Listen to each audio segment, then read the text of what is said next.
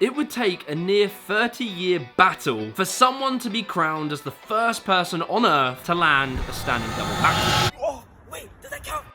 But you might be wondering, how did this ever become possible? Well, that's what we're going to find out today.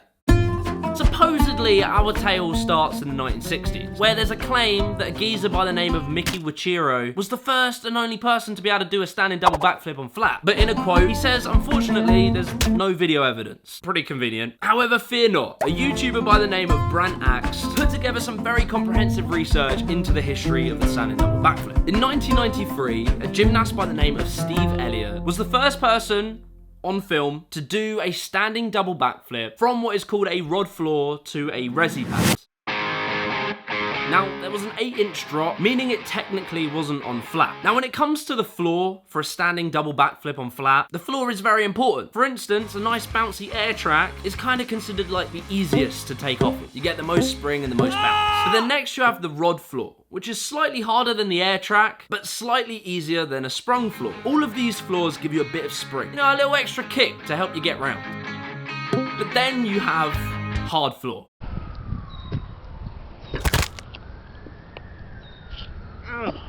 So Steve Elliott's attempt was incredible, but of course it utilised the spring. And it would take at least a decade before we would see another filmed attempt of the standing double backflip on flat. By this time, it's like the mid-2000s. Parkour is now a cultural phenomenon. Both freerunners and their rivals at the time, called trickers, had started to bring the double backflip outside onto hard ground. In 2005, a man by the name of Jonathan Cassabon from Canada attempts a standing double backflip from a hard mat to a foam pad. This was the first ever attempt of a legit level standing double backflip. From 2006 to 2010, we would mainly just see gymnasts and tumblers attempting the standing double backflip. All very good attempts, but always utilising either a little bit of a drop or a sprung floor.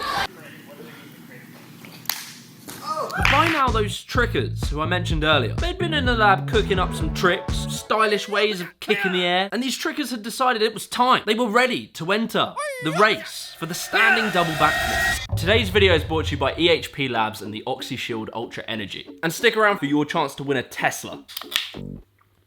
Whoa. That's nice. That's the passion fruit one. So like most people, my issue with energy drinks normally is that they're really high in sugar. Whoa. But the OxyShield Ultra Energy has literally 0 sugar in it. And 0 calories. It's the pina colada for me. That's definitely my favorite. And I'm being honest when I say that this actually tastes really good. And when it comes to the good stuff, I'm talking caffeine. Well, it has what's called L-carnitine and smart caffeine. They're specifically formulated to not make you crash. It also contains taurine and tyrosine, giving you that like focus and clarity throughout the day. They make you feel good, they make you work hard, so I definitely recommend getting these as a healthy alternative to energy drinks. And right now, they're giving away a Tesla. It's easy to enter. You just need to take a selfie with a can of OxyShred Energy. Post that to your Instagram story, tag OxyShred_energy, and obviously the better the selfie, the more creative you get, the more likely you're gonna win that Tesla. So be sure to check the links below. Anyway, back to the video. So on the 31st of December, a tricker from Israel called Kofsky_tricking does a double backflip from a mat to a foam pad. But by 2010, a fella by the name of Quintrell Hall had decided he'd had enough of all this soft floor and all these pads. And he decided it was time to man up and prove that you could send a standing double backflip on sprung floor with no pads. Now, if you look very closely and try to ignore the fact that he landed on his face, you'll see that Quintrell's attempt utilised a step-in. It's sort of like a power step into the double backflip. So in the 2010s, a few more attempts would happen. You'd see a fella called Nils Dallery, who would become the first person to do it on a mattress, like an actual bed. I'm pretty sure this is what the kids upstairs in my old flat were doing when I was trying to sleep. Anyway, we would see more and more attempts. More dirty landings to the knees. But of all these attempts, something was missing. I mean, for sure, these people were doing very valiant hucks. If you look really closely, none of them really looked like they had it. A lot of them would always send too far backwards and not get enough height, and the tuck would just look a little bit janky. But in 2013, that would all change, with a man by the name of Aaron Cook. In my opinion, Aaron was the first person ever to chuck what looked like a convincing standing double backflip. Now what I mean by that is one that actually looked clean and in control. He would launch himself really high in the air and he would keep his head pointing forward for as long as he could. And then at just the right point he would snap and then land it. In that same year, in 2013, Aaron would film 3 other attempts where we would see him trying to take it to sprung floor but without the step in.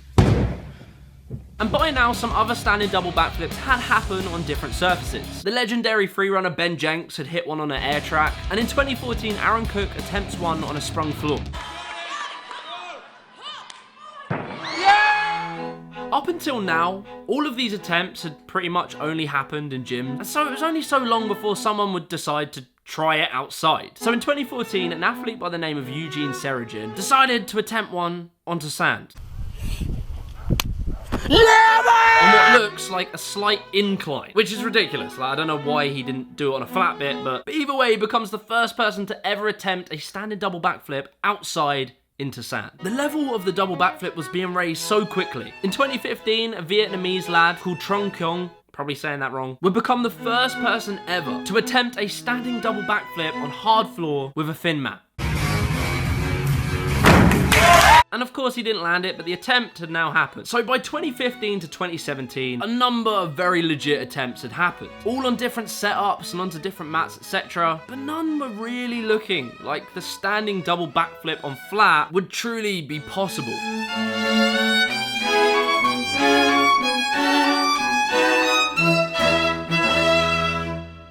That was until your boy Aaron Cook comes out of his 3 years of hiding and films an attempt in 2017.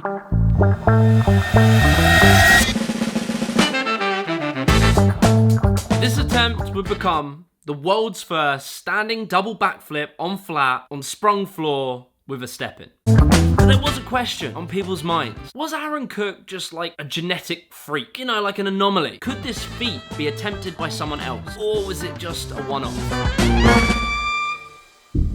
Throughout the rest of 2017, a number of other attempts were had, but none of them looked like they were in the same league as Aaron Cook. But then, the most important year for the stand-in double backflip on flat would begin, 2018. Whilst the rest of the world were flocking over the royal wedding and Drake playing Fortnite. Got it, baby. Yeah, there we go. Let's get it, man. Let's go, baby. The Huck Daddies were in the lab cooking up the standing double backflip on flat. An Iranian called Abdul Zara Salati becomes the second person to do a standing double backflip from a sprung floor and land it.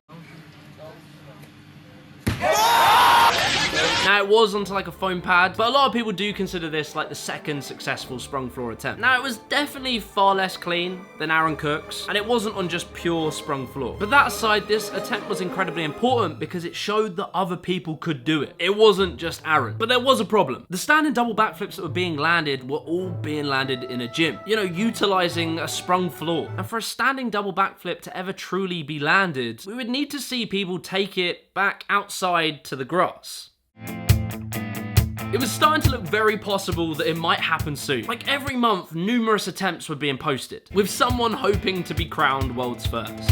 And then, on the 29th of August, 2019, a tricker from America by the name of Nick Fry becomes the first person on Earth to land a standing double backflip on flat ground, on grass, from a step-in.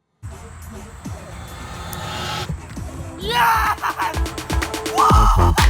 It had been done. Well, kind of. You see, the standing double backflip on flat ground is not exactly standing if you're stepping into it. Like, don't get me wrong, I don't want to make any enemies here. Nick Fry did the world's first outside on grass, and it was absolutely monumental. But the question did remain. Could it be done with no step-in? Like a legit, just standing there, send a double backflip and land. Was that possible? Facine Cilia attempted to answer that exact question in 2018 by doing a standing double backflip on grass with no step. But unfortunately, he lands on his hands and his knees. 2019 would be a year of strong attempts and refining the technique for the double backflip. But then one man would come along, a mysterious athlete from the Ivory Coast